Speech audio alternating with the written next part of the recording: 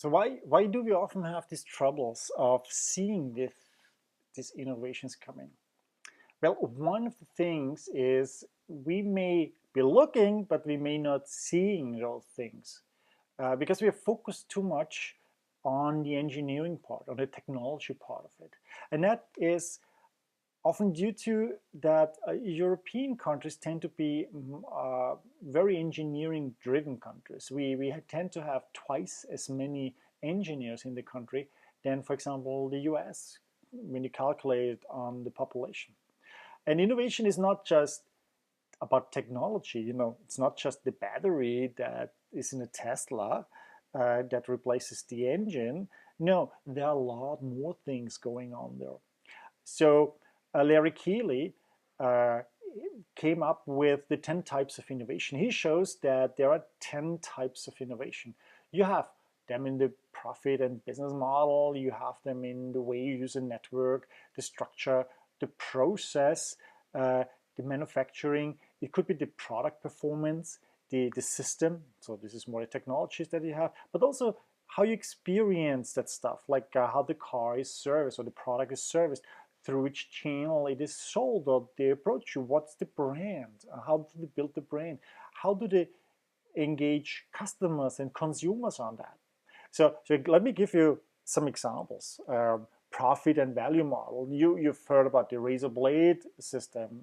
So you have a razor, and you don't pay for the razor, you pay for the blades. It's like inkjet printers. Yeah, you don't pay really much for the printer, but the inkjet, the cartridges are the expensive stuff. Or freemium model in software industry. Yeah, you get the software for free, and if you want to use more sophisticated functionality, you pay a premium. Uh, and suddenly you could put that on a different area. Think of restaurant business. What about if you have a freemium model there? How would you make money if the food is free in a restaurant? Network. Are you working with partners? Do you do co-innovation with partner companies, with your customers?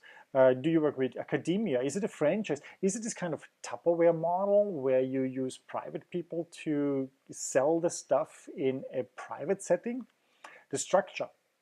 Gore. Yeah, how is Gore set up, the maker of Gore-Tex? How does Southwest Airline align organized talents? Whole Foods, for example, they have little teams in each Whole Foods store, and a team of 3 or 4 is selecting the person and hiring the new person. It's not the manager.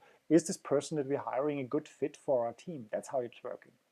And the process is, how do you use superior methods to do your work? Yeah, like lean production, like IKEA scales here tremendously and passes down the price reductions to the customers. Then the offering itself, product performance, the Dyson vacuum that does not only look different and it has no dirt bag in there, but through not using that, it has a much more effective way of working.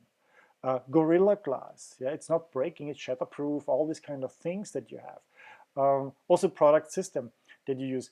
Uh, do you create complementary products? Microsoft has shown that. They have an operation system, they had Office, they package Internet Explorer. Well, it may not have been always according to the regulations, but that's how you build a better offering here. Then experience. How is Zappos doing selling shoes?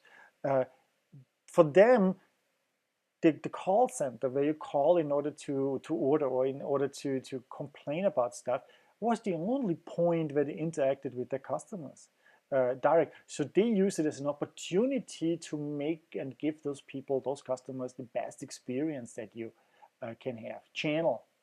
Look at how Nespresso is selling that. This is kind of a premium product. They're not selling these capsules everywhere. They have their own stores. Uh, Amazon is not selling in stores at all. Or brand. Yeah, what do you relate when you hear about Virgin? Yeah, or Trader Joe's? Or what does Intel Insight tell you? Yeah, you build trust here. You feel that you understand what it is and that it caters to you. And then customer engagement. I mean, just look at those Apple fanboys and fangirls, and I'm one as well. I'm taping that actually on Mac equipment. That is how you can learn from how they engage you. It's not just because they're Apple and we're not like that. No, you have to think of that, of how you can do it. What is your advantage here? Let's go through an example that looks like it's just technical stuff here. Yeah, and the most successful disruptive innovations have innovations happening at multiple places at once. A combination of 3 to 5 or even 6 different of these types that we've seen. While those who are at the top of their game at the moment, they just focus on technical improvement, making the film better, Kodak, yeah, making a better Nokia phone, yeah, and so on, and making a more efficient car engine, yeah, like the incumbent car makers that we have. But when you look at a Tesla, of course, it's a high-density electrical battery and this is autopilot, that is kind of a semi autonomous driving. That's a technical stuff, but it's not all about that. If you think it's just that, then you haven't understood it and you haven't looked close enough.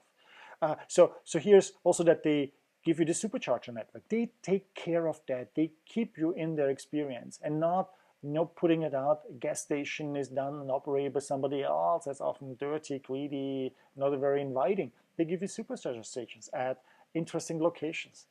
They are selling it directly. The Tesla dealership is a Tesla employee run by Tesla. It's not a third-party one. And that suddenly gives you an experience that you don't get anywhere else, like those friends who were on a visit in Silicon Valley and wanted to do a test drive. And because their flight was earlier than they thought, they couldn't get an appointment. So the Tesla guy told them, well, where do you live? I book a test drive for you back then in Austria. No BMW or Mercedes or Volkswagen dealership would ever do that, to book for you a test drive in another country, because that's not their business, right? Acceleration, product performance. This car, an SUV, outperforms, outraces, out-accelerates a new sports car. And that's just a very different argument that they suddenly have. The cars are built on a factory floor that is devoid of humans. Yeah, it's not manual labor anymore. It's robots standing there and doing the work. And then service. It's not, you don't have to go to the mechanic in order to get a dongle put in there just to update the software. No, it's over the air. It's also the charging stations are for free. You don't have to pay for the gasoline there. And then of course the engagement with the client. The cars are reporting all this big data, all the things that this car encounters and how you drive. And that means Tesla has an idea of who you are, how you're driving, what you need. They're selling you updates. They even may call you and say, we have a buyer for your car. We could upgrade you to a new car if you sell that, because we have somebody who wants to buy that. So here's a task for you. I recommend that you look into the following companies, at least one. Yeah, look at Nespresso or Airbnb or Uber or Square or any other company that you found interesting, that came out of nowhere. That is important. A company that's not from your industry, and analyze what innovation types they have done. Take these 10 types of innovation and analyze where they did innovation there, and write it down and discuss it with your students.